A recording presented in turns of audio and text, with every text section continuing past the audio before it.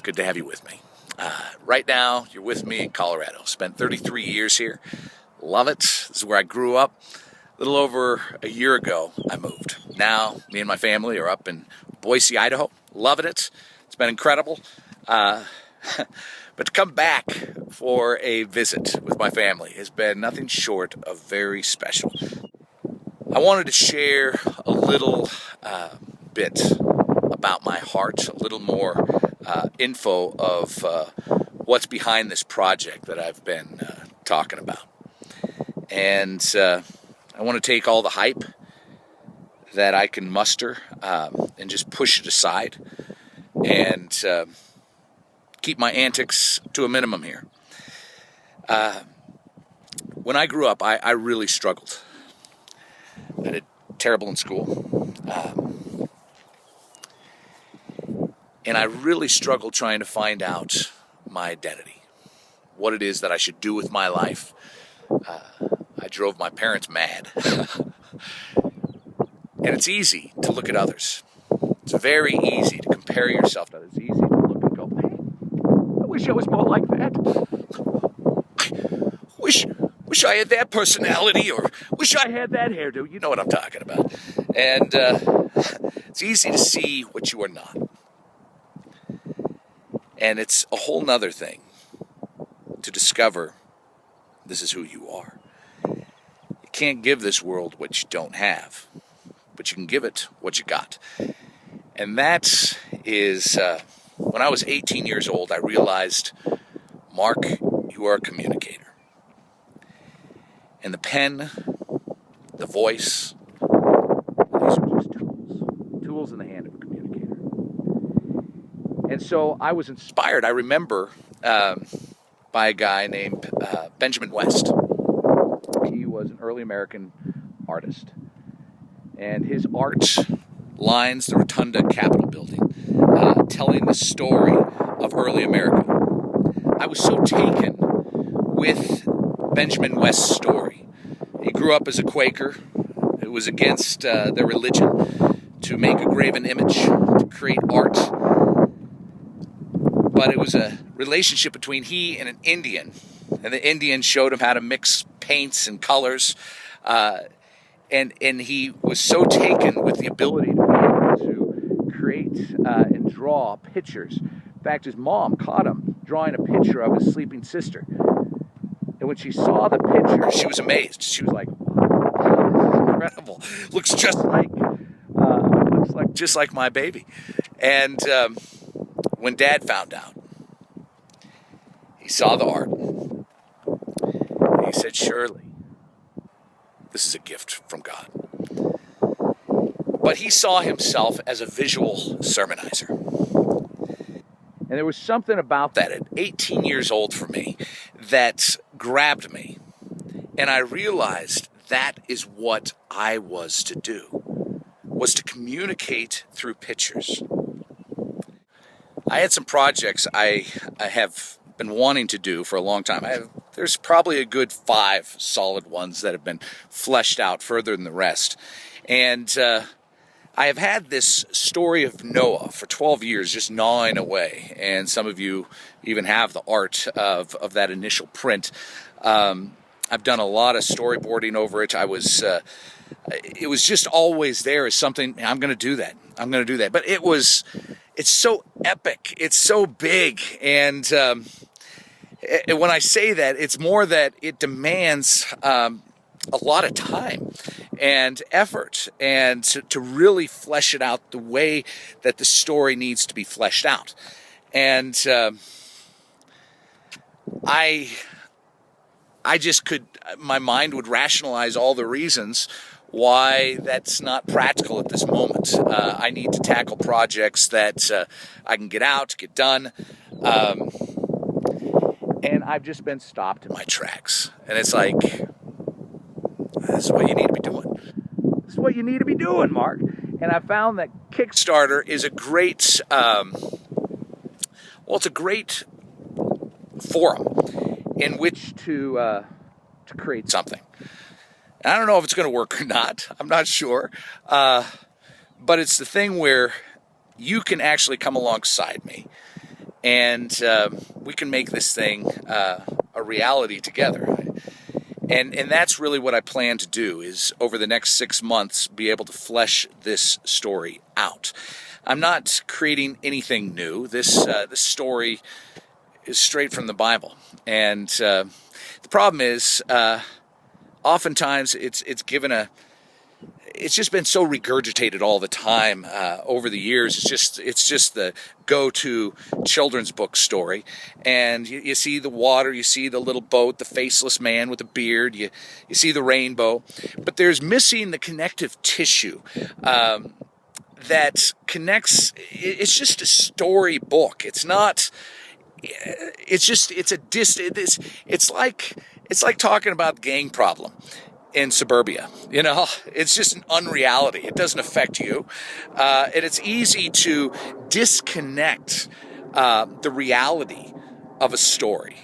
And that's really where I felt like in approaching the story of Noah, the man needed to be fleshed out. You needed to be able to comprehend and understand the scope, the context of what's going on, what is taking place. In other words, the world is about ready to be completely destroyed, as everybody's known it. And God is going to save one man and his family to start afresh with. It's pretty intense. Put that in today's context. Just right now, think about that. That's nuts. Okay, this has a scope to it that is huge. And when you poke at it initially, there's a lot of confusing elements that will arise. It's like, what? What kind of God would destroy a world? You know what I'm saying? I mean, you poke at things at an initial glance, and I think it's a good thing to poke at. In fact, why I'm creating it as a wordless picture book is I hope that people will actually go to the text for themselves and actually read it. Read it. And when you read this story, you are going to be like, oh man, that is incredible. And this man, Noah, at 500 years old, was commissioned to build this boat. It had never rained. Here he is building a boat. What a nut, what a crazy man. You can imagine what people were thinking of this guy. But rather than appease man or worry about what men thought, he concerned himself with, what does God think? He spent 100 years building this thing. God gave him the dimensions. He didn't tell him how to make a boat. What to do with each animal? How is he going to know how to feed these animals for over a year? Not over a year, almost a year on that boat. So it was like God gave him creative license. He had to have a library system. He had to understand and study these animals to know what food to bring on this boat. And this boat is huge. It's just really fascinating for me to be able to delve into the biblical text and read the story as it's written, and to learn just the scope. And it's just been something for me to be able to connect with this man, Noah, to see a man that walked by faith. And how I understand faith to be is, faith is not something you muster for tomorrow. Faith is living in a reality right now that God is. He sees me right where I am, right in this very moment. As we're talking, God is present. I believe that. And that, to me, is what faith is about. It's not living from the intel of what you see.